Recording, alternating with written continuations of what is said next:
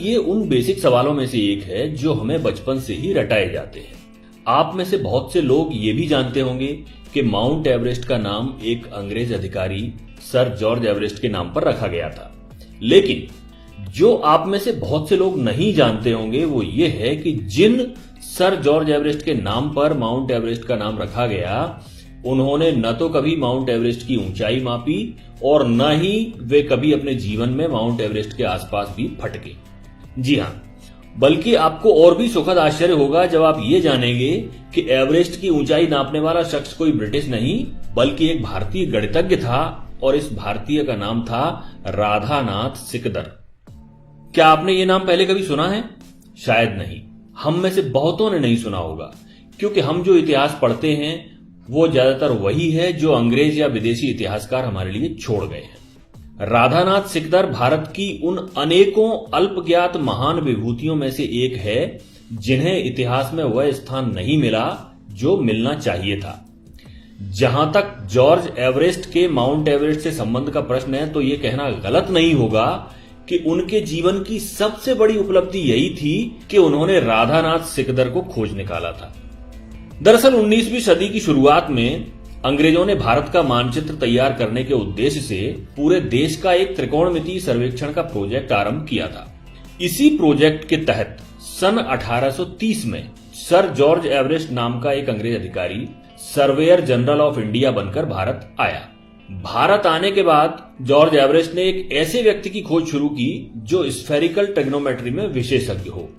तब उनके एक शिक्षक मित्र ने उन्हें कोलकाता के एक युवा छात्र राधानाथ सिकदर का नाम सुझाया, जिसने अपनी गणितीय प्रतिभा से अपने शिक्षकों को कायल कर रखा था।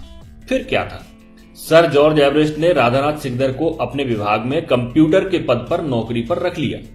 उस समय आज की तरह कंप्यूटिंग का काम कंप्यूटर मशीनों से नहीं बल्कि इंसान कंप्यूटरों से कराया जाता था, जो कागजों पर प्राप्त डेटा को कंप्यूट करते थे। राधानाथ सिकदर बेहद मेहनती और प्रतिभाशाली इंसान थे, जिसके कारण सर जॉर्ज एवरेस्ट उनसे काफी प्रभावित रहते थे। फिर आया साल 1843, जब जॉर्ज एवरेस्ट रिटायर हो गए और उनके स्थान पर नए सर्वेयर जनरल बने कर्नल एंड्रयू स्कॉट वॉ।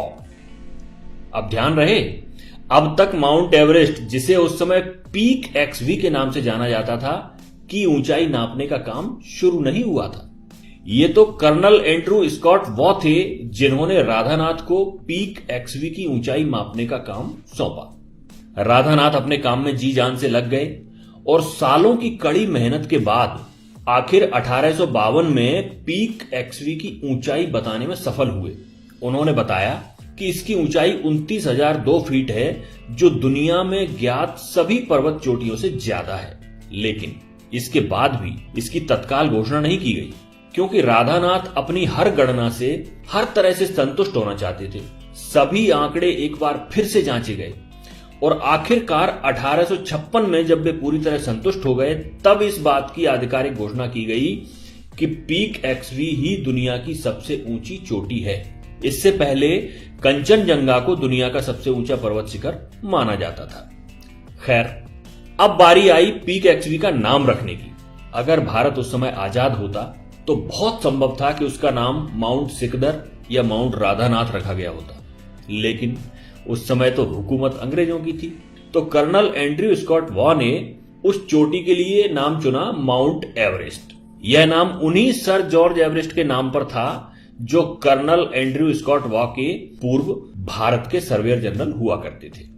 तो इस तरह एक प्रतिभाशाली और परिश्रमी भारतीय गणितज्ञ, जिसकी शोहरत पूरी दुनिया में होनी चाहिए थी, जो अपने काम के प्रति इतना समर्पित था कि उसने आजीवन विवाह नहीं किया, उसके योगदान को बड़ी आसानी से भुला दिया गया।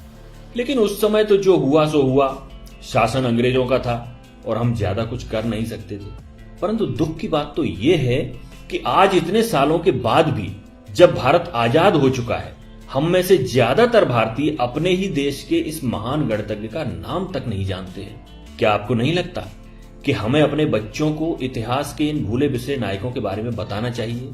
क्या यह अच्छा नहीं होगा कि हम जब भी किसी बच्चे को माउंट एवरेस्ट के बारे में बताएं तो उसे साथ ही साथ राधानाथ सिकदर के बारे में भी बताएं? अपने विचार कमेंट में जरूर बताइएगा। जल्दी हाजिर होते हैं आपके समक्ष एक नई जानकारी लेकर।